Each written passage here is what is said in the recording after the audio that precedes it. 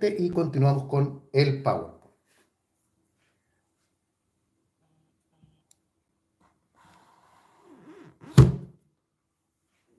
Está un poquito, se me cortó la cabeza. Ahí sí.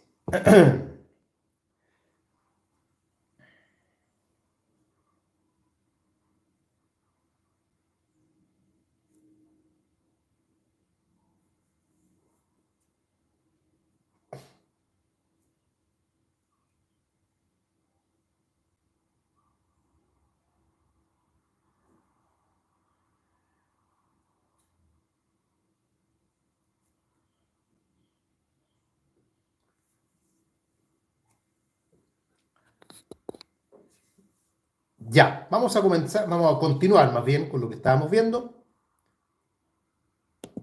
Recording in progress. Y retomamos, por lo tanto, desde donde dejamos, lo que quiere decir que nos corresponde analizar ahora la apertura de la sucesión. Ese es el tema entonces que vamos a mirar en este caso. Apertura de la sucesión. Ubíquense en el PowerPoint ahí para que lo tengan a mano y vamos viendo. A ver, este es un tema muy breve, pero muy importante también, que hay que manejarlo bien. Se pregunta harto y además de preguntarse hay que entenderlo, porque uno en sucesorio, por muchas razones, uno suele hacer referencia al momento de la apertura, al momento, al lugar, como lo veremos ahora, y a la institución de la apertura propiamente tal. La apertura está tratada por el Código en el artículo 955. O sea, casi al principio, porque recuerden que el libro tercero comienza en el 951, entonces dentro de los primeros temas que desarrolla el código está justamente esto pertinente a la apertura de la sucesión. No la define, no obstante el artículo sí dice cosas que son interesantes, pero no la define.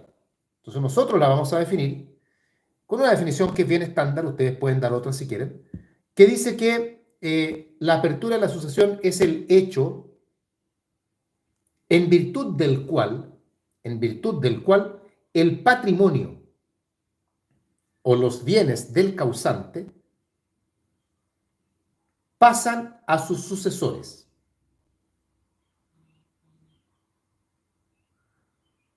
Pasan a sus sucesores. Este es un concepto como pueden dar algún otro concepto también, así que no hay mayor... Profesor, ¿cuál es el artículo de la apertura? El 955. Ese es el artículo de la apertura. De hecho, veamos el código.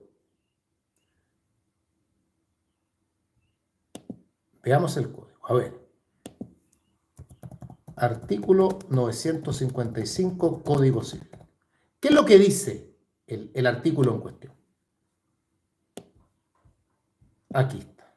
No sé por qué. Yo me equivoqué en el número. Puse 855 en lugar de 955. Ya. Dice, la sucesión en los bienes de una persona se abre al momento de su muerte en su último domicilio, salvo los casos expresamente exceptuados. La sucesión se regla por la ley del domicilio en que se abre, salvas las excepciones legales. Si ustedes se dan cuenta, el artículo dice cosas que son bastante importantes, que ya las vamos a ver, pero no define lo que se entiende por sucesión por causa de muerte. Vinculado con la apertura, no define, perdón, lo que significa la apertura. Vinculado con la apertura, hay dos temas acá. Dos cuestiones que se pueden preguntar. Una es el momento de la apertura y otra es el lugar de la apertura. El momento de la apertura y el lugar de la apertura. Vamos a verlos por separado porque hay que verlos por separado, son dos cosas diferentes. Vamos en primer lugar con el momento de la apertura. El momento. ¿En qué momento se produce la apertura de la sucesión? Volvemos al 955, que es el artículo que estamos viendo, y nos encontramos respecto al momento, que el código es bien claro y dice que la apertura se abre, la apertura se produce al momento de la muerte del causante. Regla general, porque advierte que hay excepciones, pero el momento de la apertura es el momento de la muerte del causante. El causante muere, ya al momento de la muerte se produce la apertura. Es una cuestión automática, o sea, no es que haya que cumplir algún trámite, ni haya que llenar algún formulario, ni tenga que suceder algo más aparte de morir. O sea, la persona muere y se produce la apertura. Excepciones, la verdad es que es una sola la excepción que vale la pena destacar y que tiene que ver con la muerte presunta, puesto que al producirse la muerte presunta, el momento de la apertura es el momento en que se decreta la posesión definitiva de los bienes. Al momento en que se decreta la posesión definitiva de los bienes, se produce la apertura. La excepción está dada porque vaya a saber uno, de hecho, a menos que se trate de una coincidencia casi milagrosa, no va a ser ese el momento en que la persona va a estar muriendo realmente. ¿Por qué es importante el momento? Saber el momento. Hay varias razones. Por ejemplo, es importante el momento para saber cuál es la legislación aplicable. Para saber cuál es la legislación aplicable, ahí por esa razón es importante el momento.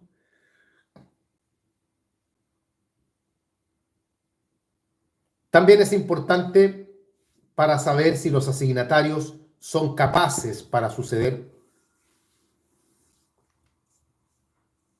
También es importante porque desde el momento de la apertura, vimos hace un rato atrás, que empieza a correr el plazo de prescripción de la acción de petición de herencia.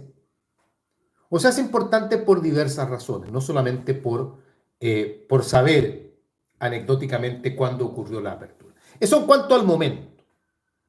Ahora, en cuanto al lugar, también nos podemos atener a lo que dice el artículo 955, que también se refiere al lugar y dice que la sucesión en los bienes de una persona se abre en su último domicilio. O sea, donde la persona haya tenido su último domicilio, en ese lugar se produce la apertura. Fíjense que para esto, por lo tanto, no tiene ninguna importancia dónde la persona muere, sino que lo que importa es dónde tiene su último domicilio. Yo estuve hace poco de viaje en Estados Unidos. Si yo me hubiese muerto allá, mi sucesión se abre aquí, no allá. Allá me morí. Pero acá en Chile, estaba mi último domicilio, por lo tanto es acá donde se produce la apertura. ¿Y por qué es importante saber el lugar de la apertura? Es importante saber el lugar de la apertura porque también determina la legislación que se va a aplicar. Si la apertura fuese en Estados Unidos, será la legislación de allá. Si es acá en Chile, será la legislación de acá. Y también determina, entre otros temas, la competencia de algunos organismos, competencia de tribunales, por ejemplo. O cuál será el registro civil competente para ver el tema de la posesión efectiva, por ejemplo. Ahora, ¿podría la apertura producirse en un lugar distinto al de el último domicilio? Sí, también hay excepciones, y también la excepción que acá vale la pena mencionar es la que tiene que ver con la muerte presunta, porque en el caso de la muerte presunta, la sucesión se entiende abierta en el último domicilio conocido que la persona haya tenido en Chile.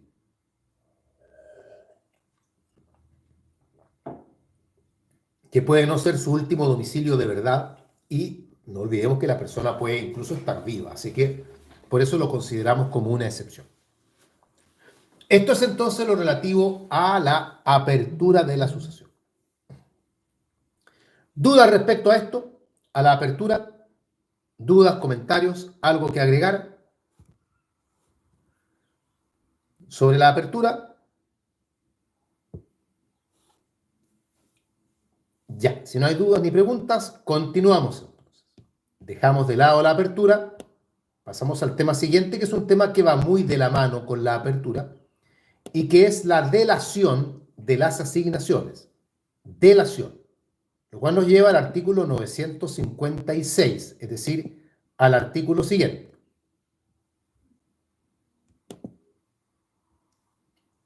Concepto. Dice el artículo, y ojo porque el artículo da el concepto, y por lo tanto este es el concepto que hay que dar. Primer inciso, la delación de una asignación es el actual llamamiento que hace la ley a aceptarla o repudiarla. Es el actual llamamiento de la ley a aceptarla o repudiarla. Lo de actual llamamiento se entiende porque la delación se produce de forma pura y simple. Por ende, cuando una persona muere, y cuando se produce la delación, hay que ver entonces si es que el asignatario, y con esto entendemos tanto al heredero como al legatario, ver si el asignatario está en condiciones de aceptar o de repudiar. ¿En qué momento se produce esto? ¿Cuál es el momento de la delación? Tampoco hay acá gran misterio. La delación se produce como regla general a la muerte del causante. Desde la muerte del causante, la asignación queda ya en condiciones de que los herederos o los legatarios decidan aceptar o repudiar. Insisto sobre este punto porque es bien importante. La idea de la delación opera para todo tipo de asignaciones, entiéndase herederos y legatarios en común. Vamos a cerrar las cortinas a ver si logro generar un poco de contraste con la luz para que la cámara se vea mejor.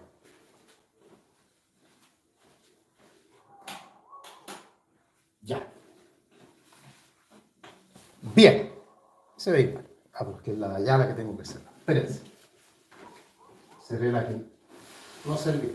Vamos a ver si ahora cerrando esta. Ya. Ahí parece que mejoró un poco la luz y si no ya no tengo mucho más. Ya. Entonces, el momento como regla general en que se produce la delación al momento de la muerte del causante. Desde ese momento ya quedan los asignatarios, entiéndase herederos o legatarios, en condiciones de tomar la decisión sobre si aceptan o repudian la asignación. Ahora, esto tiene, sin embargo, una importante excepción. Tiene una importante excepción. Y esa excepción es la siguiente. Cuando la asignación, heredero, legatario, herencia o legado, cuando la asignación está sujeta a condición, hay que esperar a que la condición se cumpla. Y una vez que la condición esté cumplida, ahí se produce la delación. Por ejemplo, le dejo a Daniela mi auto siempre que Daniela apruebe su examen de grado. Cuando yo me muero, Daniela todavía no aprueba su examen. Por ende, en este momento, Daniela todavía no podría decir yo acepto el legado. Hay que esperar a que la condición se cumpla. Y una vez que la condición se cumpla, entonces se produce la delación.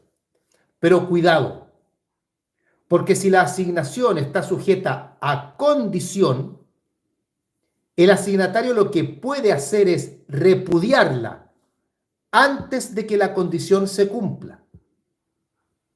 Es decir, en el caso de las asignaciones sujetas a condición, hay que esperar que la condición se cumpla para aceptar la asignación. Porque si el asignatario quiere repudiar, para eso no es necesario esperar a que la condición se cumpla. Para eso él puede repudiar de inmediato. Si Daniela no quiere el auto que yo le he dejado, puede decir de inmediato que ella repudia. No es necesario esperar a que ella apruebe su examen de grado para que entonces ella diga repudio. Todo esto entonces en función de lo que es la delación. ¿Dudas al respecto? ¿Comentarios? Les doy un momento por si quieren hacer alguna pregunta de la delación o incluso de la apertura que lo vimos hace un momento atrás.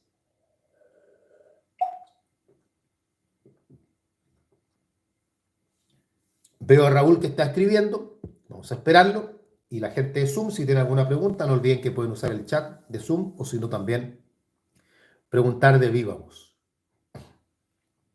O levantar la mano, en fin, como prefieran. Raúl dice, ¿ante quién se realiza la repudiación o aceptación? Ya, la verdad es que ni la repudiación ni la aceptación tienen formalidad, por lo tanto, no tienen tampoco ante quién realizarse. Pero para efectos prácticos, uno siempre recomienda que si va a aceptar o va a repudiar, sobre todo en este último caso, ojalá hacer una declaración pública en una notaría, o sea, una escritura pública en la que se declare simplemente que el compareciente viene a repudiar las asignaciones que le quepan en la sucesión de tal o cual persona. Esa es la manera más práctica de repudiar, porque así ese heredero o ese legatario se libera de cualquier eventual responsabilidad que le pueda caber dentro de la sucesión.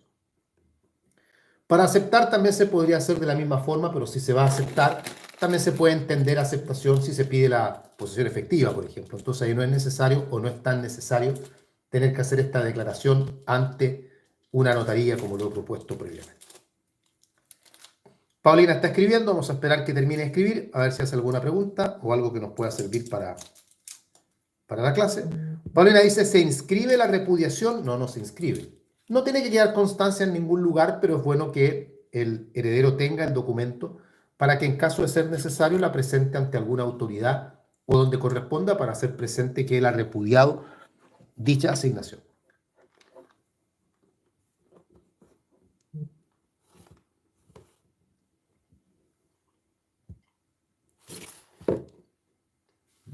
Bien. Pasamos a otro tema que tiene que ver con algo distinto, pero siempre dentro de estos temas generales. Esto lo vimos también ya en su momento, pero lo vamos a recordar ahora. La capacidad en la sucesión. La capacidad. Claudia dice, ¿es correcto entonces decir que la delación, cuando la asignación está sujeta a condición, se produce una vez cumplida la condición? ¿O es mejor hacer la distinción entre aceptación y repudiación? No, yo diría lo primero, que en el caso de la condición, la delación queda suspendida hasta que la condición se cumpla. Si me piden ahondar en el tema, ahí obviamente ya habría que hacer la distinción entre aceptar o repudiar.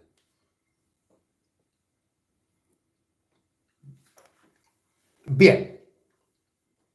Está escribiendo Juan, esperemos que termine de escribir también.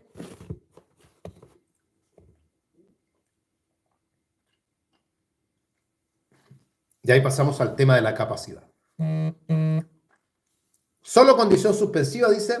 Claro, solo condición suspensiva, porque si es condición resolutoria, ahí la asignación tiene su delación producida de inmediato.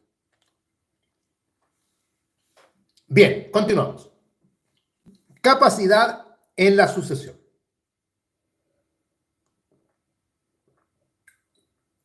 Recordemos algunas cosas que ya hemos visto, y es que en la sucesión, como también en otras materias, la regla básica es que toda persona es legalmente capaz, excepto los que las leyes declaran incapaces.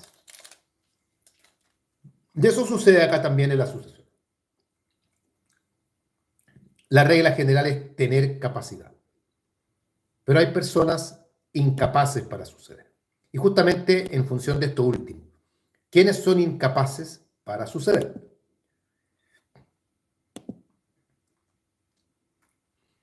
El artículo 961 del Código dice, voy a irme a lo pertinente nada más, será capaz de suceder toda persona a quien la ley no haya declarado incapaz.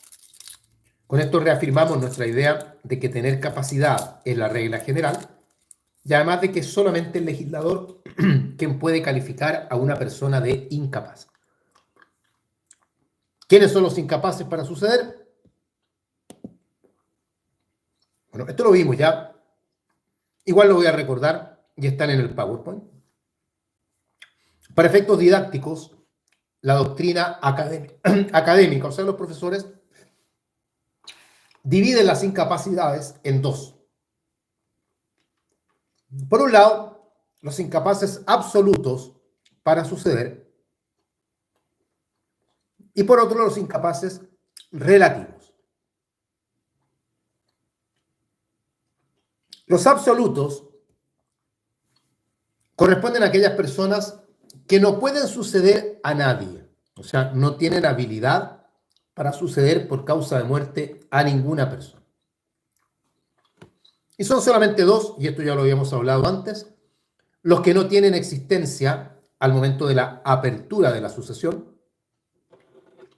Esta existencia tiene que ser existencia legal, a pesar que si solo se tiene existencia natural, no olviden que los derechos hereditarios quedan en suspenso en espera del nacimiento. Y los otros incapaces absolutos son las agrupaciones de personas que no tengan personalidad jurídica, clubes de amigos, gremios, cofradías, etc. hay que entender en estos dos casos que estamos hablando de sujetos que no son sujetos de derecho realmente, no son personas y por lo tanto no tienen capacidad de goce. Y si no tienen capacidad de goce, no pueden entrar a gozar derechos. Esto es, mirado de ese sentido, tiene toda la lógica del mundo. Junto a los incapaces absolutos están también los incapaces relativos. Y estas son personas que, si bien tienen capacidad para suceder, no pueden, sin embargo, suceder a ciertas personas. O sea, podrían suceder a algunas personas, pero no a otras. Y respecto de estas, a quienes no pueden suceder, se les considera incapaces relativos. De ahí los que están señalados, y acá esto no se pregunta tanto, de hecho el primero está derogado, pero igual lo voy a comentar, los que hayan sido condenados por el delito de dañado ayuntamiento, no se metan en eso porque es un tema derogado. El caso del eclesiástico confesor, que siempre algún alumno lo recuerda por ahí porque es bien pintoresco, y también la incapacidad que afecta al notario, a los funcionarios de la notaría y a los testigos, que no pueden ser asignatarios en los testamentos en los que han tomado parte. Todo esto, sin embargo, no opera cuando hablamos de asignatarios forzosos. Bien, esto respecto a la capacidad para suceder. No sé si alguien tiene alguna duda o alguna pregunta sobre este tema. ¿Ustedes me dicen? Los leo, los escucho. Alguien vi por ahí escribiendo en el grupo de WhatsApp, pero se arrepintió. Daniela está escribiendo, vamos a esperar a ver qué nos dice. Paulina dice, diferencia con indignidad de suceder, lo vamos a ver ahora, Paulina. Viene en el PowerPoint justamente a continuación, no nos adelantemos. Ya vamos a ver qué diferencia tiene la indignidad con la incapacidad. Daniela pregunta, profesor, ¿cuáles incapaces relativos estaban derogados? El primero, el que tiene que ver con el delito de dañado ayuntamiento. Y está derogado, por lo tanto, no viene al caso que lo expliquemos ni que contemos de qué se trataba, ni mucho menos.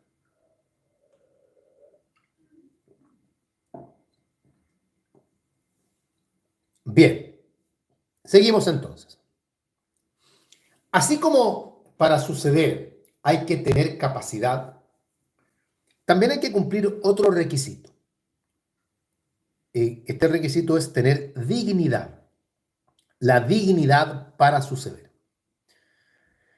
En tal sentido, el código señala, muy similar al tema de la capacidad, en el artículo 961 dice, el mismo artículo que tratamos sobre la capacidad, voy a referirme a lo pertinente, será digna de suceder toda persona a quien la ley no haya declarado indigna. Con esto concluimos lo mismo que concluimos con la capacidad, es decir, la regla general es tener dignidad. Y es la ley la que se encarga de señalar quiénes son indignos. Ahora, ¿qué significa la dignidad? No tiene un concepto, pero se suele dar un concepto que va muy en la línea de lo que está en el PowerPoint. Es decir, entendemos por dignidad la aptitud moral que tiene una persona para merecer suceder a otra. La aptitud moral de una persona para merecer suceder a otra. Para merecer suceder a otra. O sea, la dignidad tiene que ver con las conductas que tenemos, pero no las conductas que tenemos en nuestra vida diaria con cualquier persona, sino que especialmente las conductas que tenemos para con aquel a quien queremos suceder.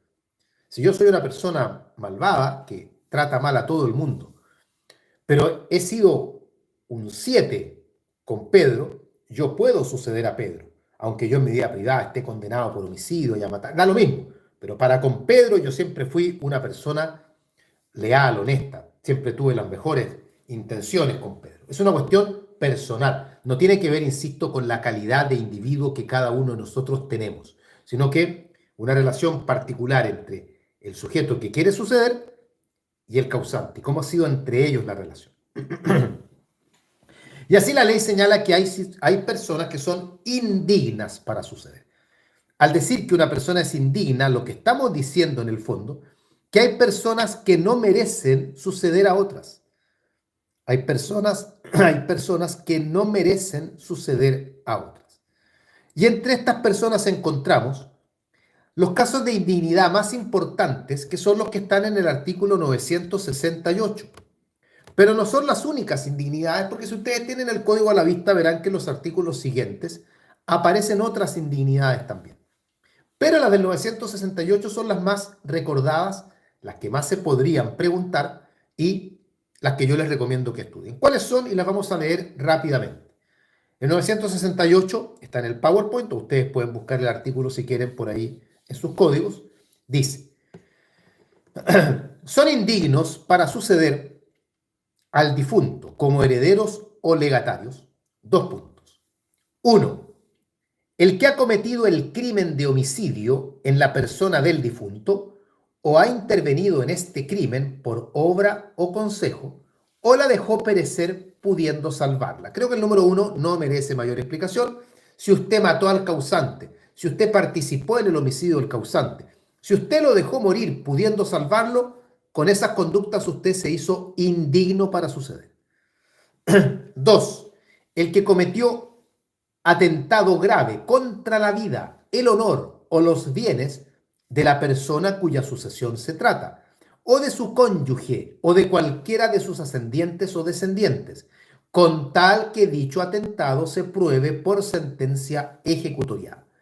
En el fondo, se ha cometido un delito o cuasi delito atentando a la vida, el honor o los bienes del causante o de la persona a quien queremos suceder, pero no solo de ella, sino que también de su cónyuge, conviviente civil, que no lo menciona, pero hay que incorporarlo, o cualquiera de sus ascendientes, padres, abuelos, etcétera, o descendientes, hijos, nietos, etcétera. Todo esto tiene que estar refrendado por una sentencia ejecutoria, o sea, no pueden ser palabras sin comprobación. 3. El consanguíneo dentro del 6º grado, inclusive, que en el estado de demencia o destitución de la persona de cuya sucesión se trata, no la socorrió pudiendo. No la socorrió pudiendo. 4. El que por fuerza o dolo obtuvo alguna disposición testamentaria del difunto o le impidió testar. 5. El que dolosamente ha detenido u ocultado un testamento del difunto, presumiéndose dolo por el mero hecho de la detención u ocultación. Eso entonces respecto a esta situación que estamos comentando. Hay otras indignidades también, si quieren pueden ver el artículo 968 que es, y el siguiente, 969, en fin, para efectos de ver esta materia. ¿Dudas, preguntas?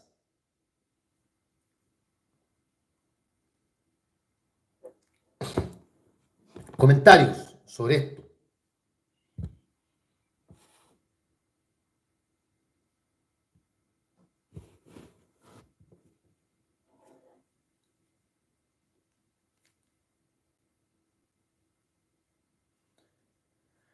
Ya. Ahí veo a Daniela que está escribiendo. Vamos a esperar a Daniela y ver si alguien más escribe y pasamos al tema siguiente.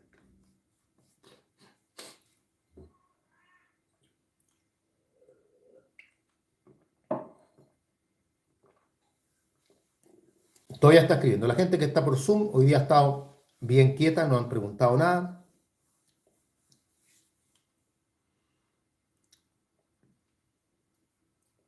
A ver, Daniela dice, profesor, ¿y el padre cuya filiación fue forzosa también es indigno? Sí, también se hace indigno para suceder. El caso del padre que no reconoció voluntaria ni espontáneamente al hijo, sino que fue la filiación determinada contra la voluntad del padre, ese padre o esa madre, según corresponda, se hace indigno de suceder al hijo. Hay varias causales de indignidad que están repartidas por la legislación. Por eso les digo, esta numeración que estamos viendo no es una numeración taxativa.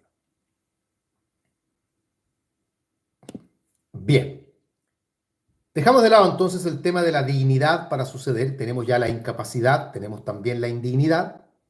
Y nos detenemos por último para someramente comentar, no vamos a meternos en detalle, pero lo incorporé porque alguien ayer me dijo que viéramos algo sobre la teoría de los acervos.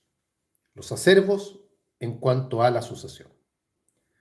Luis dice, ¿las indignidades del 968 tienen doble sanción? Sí, se puede decir que tienen una doble sanción porque las indignidades del 968 no solamente son indignidades para suceder, sino que también constituyen lo que la doctrina llama injuria grave. Y eso tiene la particularidad de que por esas mismas causales se puede perder también el derecho de alimentos. Así que tiene, digamos, esa doble calidad.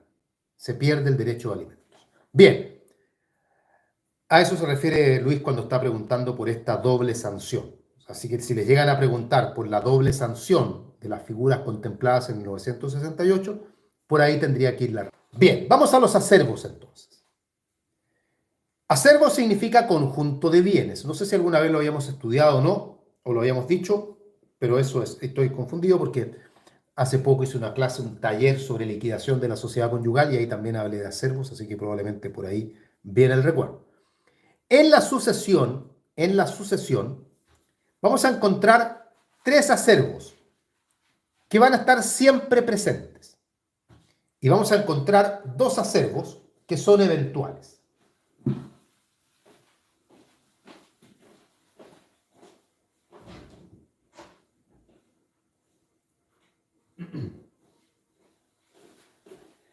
A ver, ¿cómo es eso? Convengamos que la teoría de los acervos tiene especial importancia en el proceso de partición, cuando estamos tratando de descifrar cuáles son los bienes de la herencia que tenemos que repartir.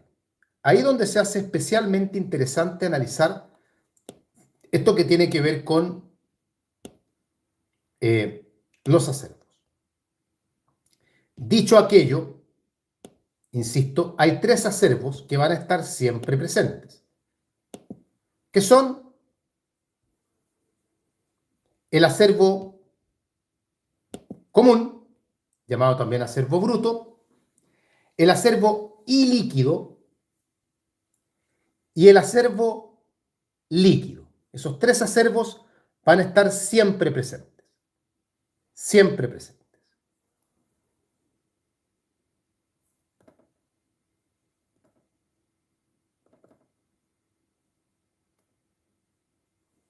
El acervo común, el acervo ilíquido y el acervo líquido. Esos van a estar siempre presentes durante el proceso de la partición, siempre presentes. ¿En qué consisten estos acervos? ¿Cómo se componen? El acervo común está compuesto por todos los bienes que quedan en poder del causante al momento de su muerte. Todos los bienes que quedan en poder del causante al momento de su muerte. Obviamente vamos a encontrar dentro de ellos bienes que él tendrá en dominio, pero también bienes que él tenga como poseedor, bienes que tenga como mero tenedor. Por ejemplo, si eres un marido casado en sociedad conyugal, van a estar también los bienes sociales mezclados con todo esto. Ese es el acervo común. Claramente ese acervo común no se reparte entre los herederos todavía. El segundo acervo es el acervo ilíquido. Ana, cuénteme, que usted levantó la mano, dígame. Sí, pasivos también, ¿cierto? También pasivo, sí. También está el pasivo, está el patrimonio, digamos. Así que efectivamente está eso. Ya. El acervo ilíquido está compuesto por los bienes que efectivamente le corresponden al causante en dominio. O sea, los que son del causante. Acá se supone que ya hemos sacado los bienes que pertenecen a otras personas y nos hemos quedado con los bienes, solamente con los bienes que le pertenecen al causante. Con ello tenemos el acervo ilíquido. Esto todavía no lo repartimos entre los herederos. En tercer lugar está el acervo líquido, también conocido como acervo partible. Acervo partible. ¿Cómo llegamos del acervo ilíquido al acervo líquido? Efectuando las llamadas bajas generales de la herencia. Efectuando las bajas generales de la herencia, llegamos del acervo ilíquido al acervo líquido. ¿Y cuáles son las bajas generales de la herencia? Ana María dice partido, eso dijo, partido, partible, acervo líquido o partible. ¿Cuáles son las bajas generales de la herencia? Bueno, están en el código. Las bajas generales de la herencia particularmente están en el artículo 959. Ahí están las bajas generales de la herencia, en el 959. Por lo tanto, yo les recomiendo que le echen una mirada a ese artículo 959 y vean justamente cuáles son las bajas generales de la herencia.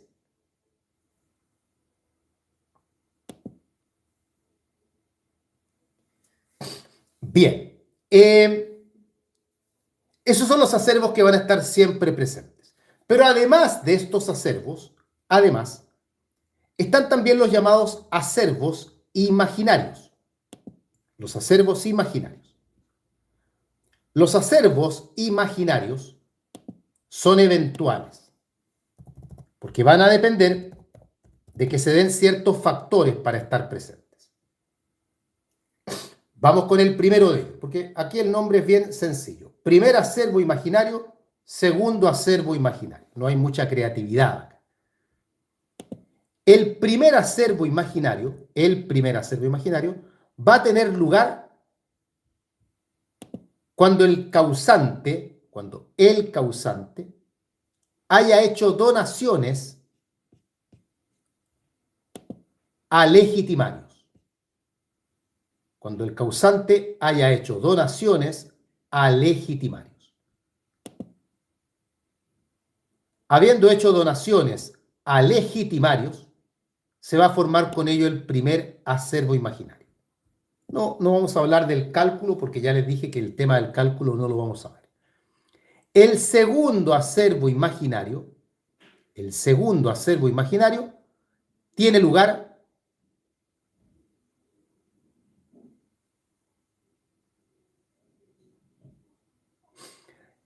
cuando el testador o el causante, más bien el causante, ha hecho donaciones a terceros. Ha hecho donaciones a terceros. Ahí cabe entonces el segundo acervo imaginario. Entonces, ojo, primer acervo imaginario, donaciones hechas a otros legitimarios. Segundo acervo imaginario, donaciones hechas a terceros.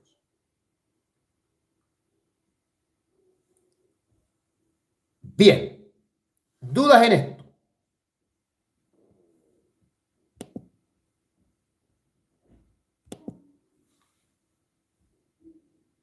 ¿Dudas sobre este tema de los acervos imaginarios?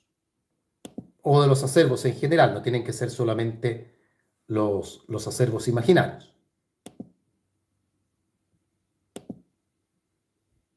¿Dudas, preguntas? Dígame, no sé quién está hablándome, pero sí. Paz, cuénteme. ¿Va a ser más otra clase de sucesorio o con esto ya se termina? No, mañana tenemos 2 clases más de sucesorio, o sea, 2 módulos más. Pero sin embargo, ya no volvemos a tocar el tema de los acervos ya. Por lo tanto, si hay alguna duda sobre los acervos, este es el momento. Otra consulta, no sobre los acervos, no, sino que sobre la materia de sucesorio. Sí. Lo que pasa es que he visto ya que en varios cedularios de diferentes universidades, en mi caso de la Central, el tema de partición de la herencia ya no se pregunta mucho. No, pero ojo, los acervos sí se pueden preguntar, porque los acervos en realidad están vinculados con la partición, pero no es un tema que se pase dentro de la unidad de la partición. No, se ve aparte. ¿Ya? Ah, ya, perfecto. Gracias. Ya, déjenme ver.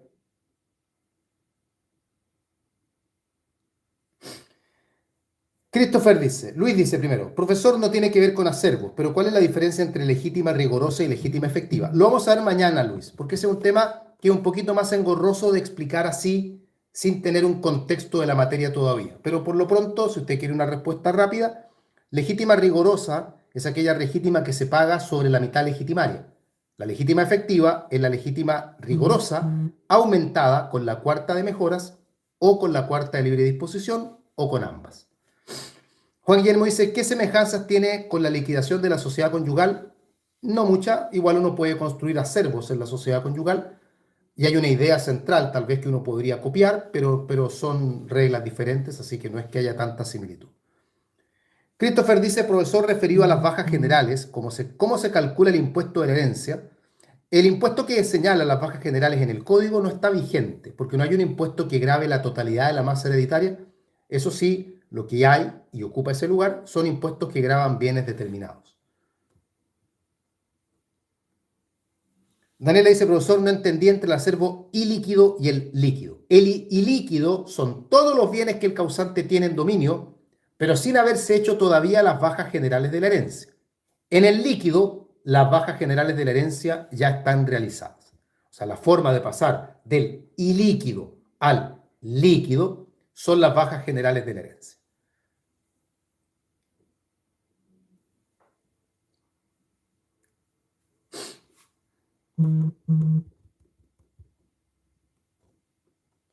Bien. No veo más preguntas, no veo más dudas. Tampoco veo nada de movimiento sobre el tema en Zoom. Estamos entonces por hoy. Mañana nos queda la última clase de civil, así que ánimo con eso y nos vemos. Que estén muy bien, cuídense, descansen lo que va quedando del feriado, ya queda poquito, pero igual aprovechen de descansar lo que se pueda. Quienes están inscritos en el curso de contratos, les recuerdo que el curso comienza mañana a las 10 de la mañana, así que si hay alguno por acá que esté inscrito y no está en el grupo de WhatsApp de ese curso, para que se contacte conmigo, ¿ya? Que estén bien, cuídense, nos vemos, chao, chao. Chao, profe.